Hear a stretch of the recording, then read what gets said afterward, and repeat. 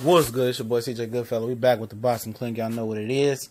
And yes, I will overreact. And yes, it will be DEFCON 10,000 if Errol Spence even struggles with Lamont Peterson for a nice amount of time. Now, I mean struggle like look vulnerable. You know, Peterson exposes him. You know, he does some things that set the blueprint to expose, you know, Errol Spence, like people say Kell Brook did. But once a fighter of Errol Spence's stature, and the mantra and the aura of him being the most duck fighter and having that Paul Williams duck sauce on him, because everybody know Paul Williams was one of the most duck guys at 147 pounds, so he had to move up and find competition. You know, if Lamont Peterson, you know, is brave enough and he puts on a good enough performance versus Errol Spence, and watch everybody come out the woodwork and watch Keith Thurman be ready to jump in the ring and fight Errol Spence. And that's how you know somebody really then broke, you know, then laid the blueprint for a guy. Because you see other people still want to fight him. You see, after we did the Kell Brook, nobody wanted to fight him. Nobody was calling him out for real. But I'm overreacting. If Lamont Peterson has a good enough stretch versus Errol Spence and exposes him for a long enough time, yes, I'm dropping Errol Spence down. I'm not even putting him in the same class as Thurman and Terrence Crawford no more. Because he shouldn't struggle with a guy like Lamont Peterson, in my opinion. It's not saying that I believe he should. I believe he should destroy Lamont Peterson in the 6 rounds. I don't care what Lamont Peterson is hitting the pads, getting, you know, hitting the abs. He gonna be the best Lamont Peterson that we ever seen. You know, that's out the window. You know, if he's the best Peterson we ever seen, we need to check his blood and check his urine. You know, because that Peterson is supposed to be 5-6 years ago versus Timothy Bradley versus Amir Khan and people of that nature. He beat Amir Khan though, Victor Ortiz and stuff like that. You know, a lot of people don't remember the Victor Ortiz fight. I went back, watched some film because that was a southpaw he fought, and Errol Spence is a southpaw. And Ortiz dropped him like a hooker, you know, taking turns in the bathroom stall at a truck stop, you know.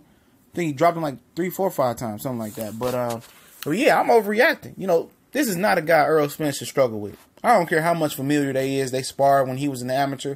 This is a guy that he should dispose of no more than the beginning of the championship rounds in 9 rounds. You know, Peterson coming to fight, he come in shape, good. You know, this is a guy Errol Spence should take him, drag him, shake him like a pit bull, you know, clip him off of there and go back and go on to the next one.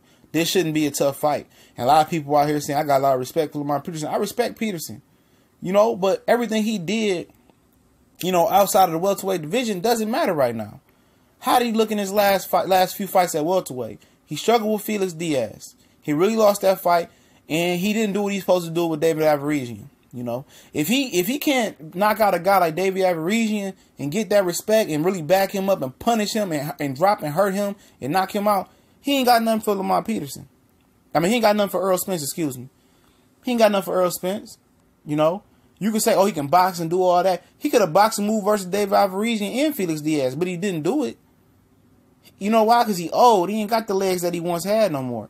He got scar tissue. He can take time off, but he's still old. He's still a guy that's a good boxer, a good all-around boxer, good foot movement, good jab, good trainer, good coach, but he's lacking. He's lacking in the power department. He's lacking in the elite speed department. He's lacking elite attributes. He don't have one elite attribute besides his experience. And experience only can take you so far. You know, because Errol Spence is now catching up with the experience.